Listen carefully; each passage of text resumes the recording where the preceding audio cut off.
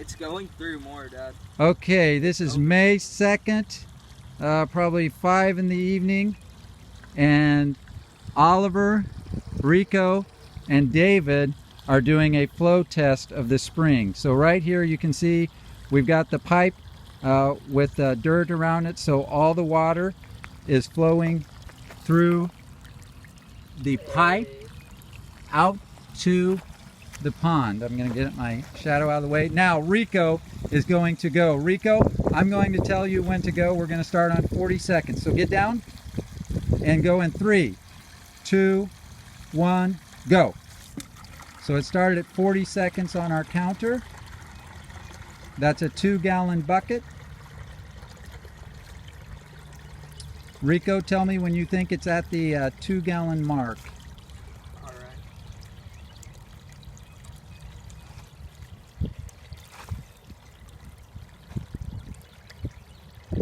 Now. Oh. 3, 2. So I shut that off too early. But we just finished the test. He turned it off.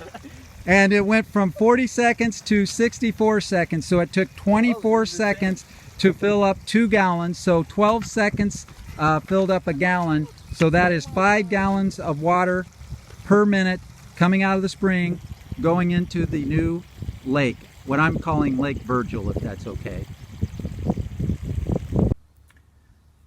Okay, so now we're going to take that last calculation, the flow calculation, and figure out how much that is contributing to the filling of the lake. So I'm on Google Earth here. I've already measured the length of the pond and estimated it to be 500 feet.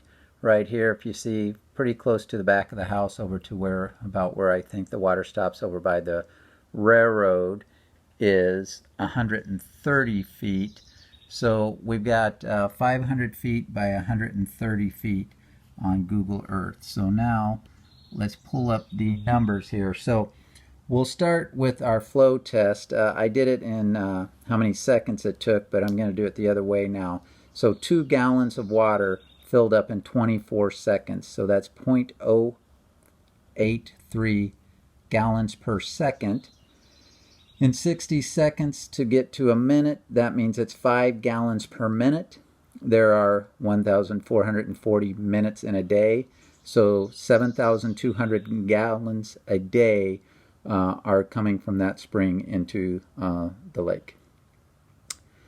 So as I said, we've measured the lake on Google Earth as around 500 feet long, 130 feet wide on average, and I'm guesstimating 10 feet deep. So you have 650,000 cubic feet of water. There's 7.48 gallons per cubic foot. So there's 4,862,000 gallons of water in the lake. And as we zoom back out here at the spring, adding 7,200 gallons per day, if nothing else was happening, no evaporation and no rainfall, it would take 675 days to fill the lake. So that tells me that rainfall has added a lot of water to that lake. And it would be interesting to know, as the summer comes on, the spring will slow down and it won't put 5 gallons per minute. The spring will likely go down. But it would be interesting to see when the evaporation rate balances the 5 gallons rolling in, so when the lake is in balance where it's not losing or gaining elevation.